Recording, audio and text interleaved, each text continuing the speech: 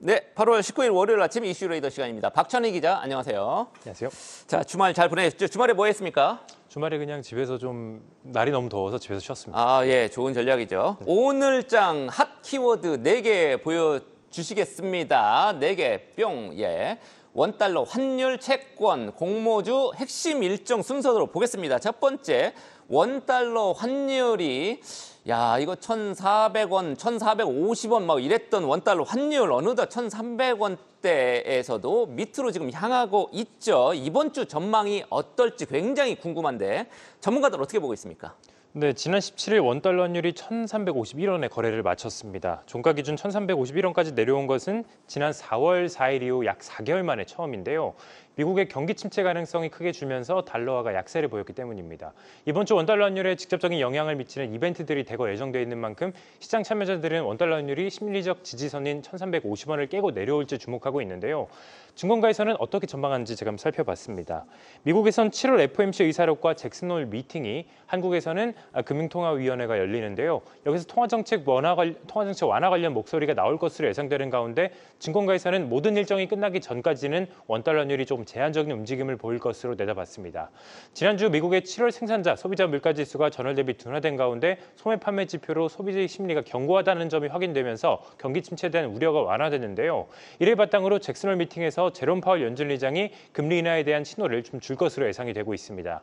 다만 일부 외환시장 전문가들은 파월 의장이 중립적인 태도를 보일 가능성도 배제해서는 안 된다라고 말을 합니다.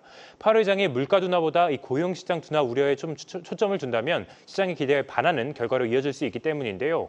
이 경우 최근 약세를 보이던 달러가 강세로 돌아서고 원달러 환율도 다시 반등할 수 있습니다.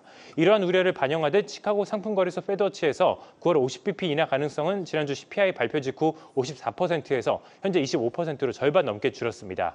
한편 22일엔 한국은행이 금통위를 통해서 기준금리를 결정하는데요. 시장에선 한은이 수도권 집값 상승 우려에서 13회 연속 동결할 것으로 보고 있지만 최근 2분기 경제 성장률이 둔화한 가운데 9월 미국 금리 인하도 기정사실화되고 있는 만큼 금리 인하 가능성을 완전히 배제해서 안 된다 목소리도 나오고 있습니다. 대다수의 예상대로 금리가 동결되면 원달러 환율에 추가 하락이 나올 수 있을 것으로 예상이 되는데요. 만에 하나 한은이 미국보다 한 발 앞서서 금리를 인하하거나 동결하더라도 통화 완화에 대한 강한 목소리를 낸다면 원달러 환율 하락세는 좀 제한될 수 있겠습니다.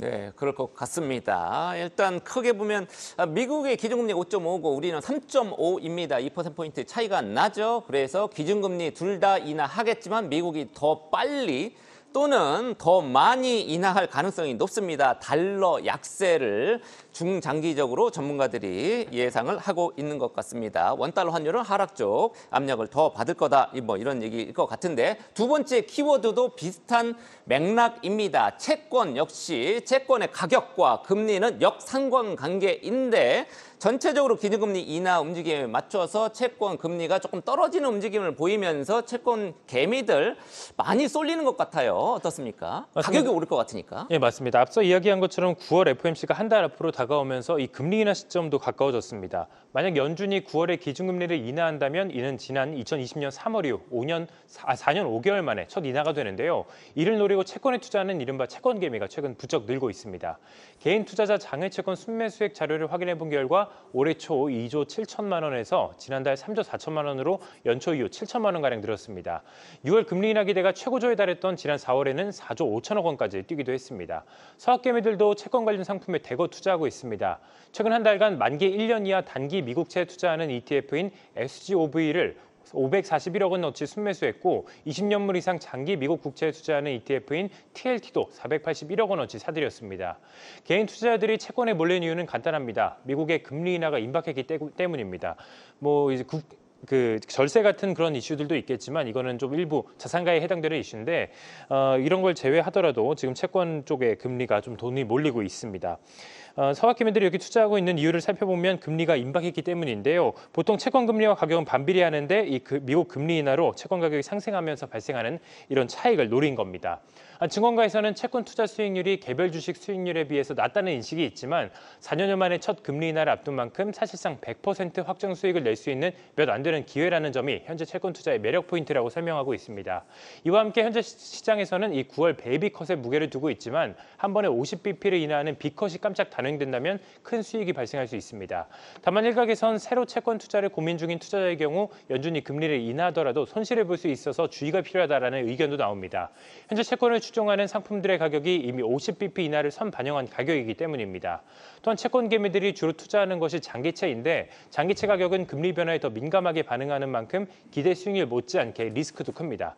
만약 시장에서 예상하는 것만큼 금리가 큰 폭으로 또 빠르게 내려가지 않을 경우 실망 매물이 대거 출회되면서 손실이 발생할 수 있습니다. 네, 몇 년에 한 번 오는 100% 확정 수익 기회다. 뭐 채권이 원래 이제 확정 수익이긴 하죠. 미국 국채는 특히 망할 가능성이 뭐 없으니까요. 네. 어찌 됐든 유통 가격 역시 거의 100% 확정 수익. 왜냐하면 이제 금리 인하가 예정이 돼 있고 채권 가격이 오를 것 같으니까 그렇다는 얘기입니다. TLT라든지 TMF 곱하기 3배죠. 이런 것들 투자를 지금 많이 하신다. 그래서 채권 가격이 오를 거에 베팅하는 분들이 많다라는 얘기인데 다만 이제 1, 2년 전에 이미 선투자하신 분들 아직도 손해보고 있다는 거.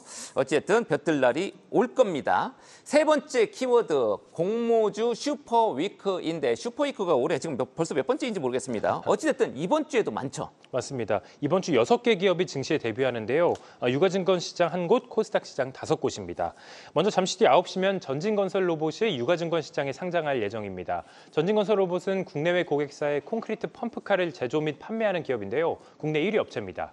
콘크리트 펌프카는 고층 건물 건설 현장 같이 이 높은 곳에 콘크리트를 타설할 때 레미콘 차량의 펌프라인을 연결하고 이 콘크리트를 높은 곳으로 운반하는 그런 시설 차량을 말합니다. 매출 비중은 북미 42%, 국내 25%, 유럽 19%, 기타 국가 15%로 미국의 대규모 인프라 투자 수혜 기대로 시장에 주목을 받고 있습니다. 실제로 전진건설 로봇의 공모가는 16,500원으로 일반 청약에서 1,087대 1 경쟁률을 기록하면서 흥행에 성공한 바 있습니다. 다만 기관 투자자의 75%가 의무 보유를 확약하지 않았다는 점은 투자 시 좀 주의가 필요한 부분입니다.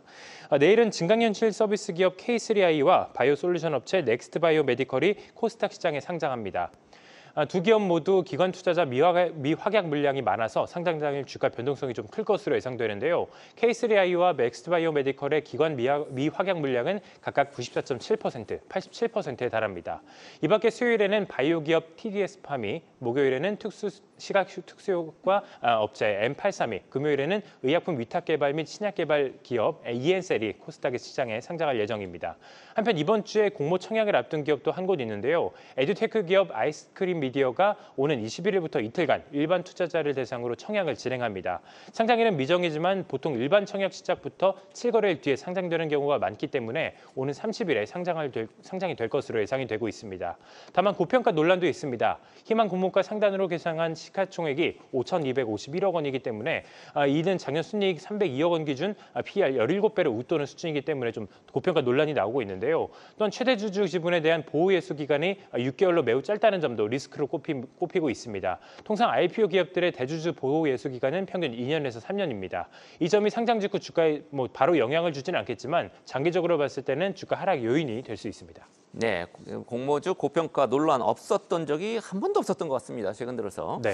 예, 특히 오늘 데뷔하는 전진건설 로봇 오늘 어떤 성적으로 데뷔하는지 조금 지켜봐야 될 것 같습니다. 오늘 월요일이죠. 이번 주 핵심 일정들을 한번 또 정리를 해주시죠. 네, 이번 주에도 굵직한 이슈들이 많은데요. 국내 투자자들이 좀 주목할 만한 이슈들을 추려서 정리해봤습니다. 청약이나 상장 예정 기업들은 바로 전 이슈에서 소개했기 때문에 따로 짚어보지는 않겠습니다.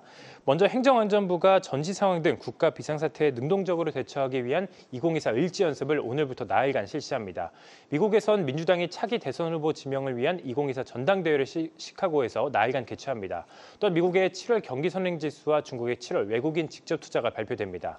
이어서 화요일에는 오전 10시 15분쯤 중국의 8월 대출 우대금리가 결정되는데요. 이 대출 우대금리는 중국의 사실상 기준금리로 1년물과 5년물 금리로 나뉘어서 발표됩니다. 1년물은 일반 대출에, 5년물은 부동산 대출 금리에 영향을 줍니다.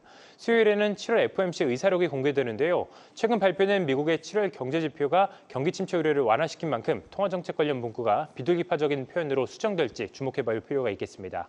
한편 독일에선 글로벌 게임쇼 게임스컴 2024가 닷새 동안 개최되는데요.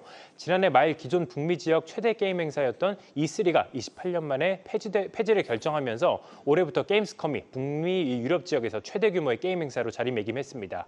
현존하는 모든 플랫폼의 최신 게임을 한 곳에서 만나볼 수 있는데요. 넥슨, 크래프톤, 펄어비스, 카카오게임즈 등 국내 주요 게임사들도 대거 참가하는 만큼 게임주 투자자들이라면 반드시 체크해볼 이슈입니다. 이어서 목요일은 이번 주 가장 중요한 날이라고 볼 수 있는데요. 바로 잭슨홀 미팅과 한은 금통위가 열리는 날이기 때문입니다. 잭슨홀 미팅은 통화정책 결정하는 이 7월과 9월 FOMC 중간 시점에 열리는 데다가 파월 회장이 미국 경제와 이 통화정책 전망에 대해서 어떻게 생각할 수 있는지 엿볼 수 있는 자리이기 때문에 또 중요합니다. 파월 회장의 연설은 현지 시간 23일에 예정돼 있습니다. 한편 한은은 금통위에서 8월 기준금리 인하 또는 동결 여부가 결정할 것으로 예상이 되고 있습니다. 네, 아마도 동결할 것 같습니다. 미국에 앞서서 우리가 먼저 인하하기는 조금 쉽지 않은 상황인 것 같고요. 네. 이번 주 한국 시간 기준으로 이번 주 금요일 저녁에 나오는 파월 의장의 연설, 요게 핵심인 것 같습니다. 이 밖에 페드 연준 당국자들의 발언도 줄줄이 예정이 돼 있으니까 그거 좀 주시해서 보셔야 될 것 같습니다. 지금까지 박찬희 기자와 함께한 이슈 레이더였습니다. 계속해서 다양한 경제 이슈를 알고 싶다면 구독과 좋아요, 알림 설정 부탁드립니다. AI 캐스터 권미정이었습니다.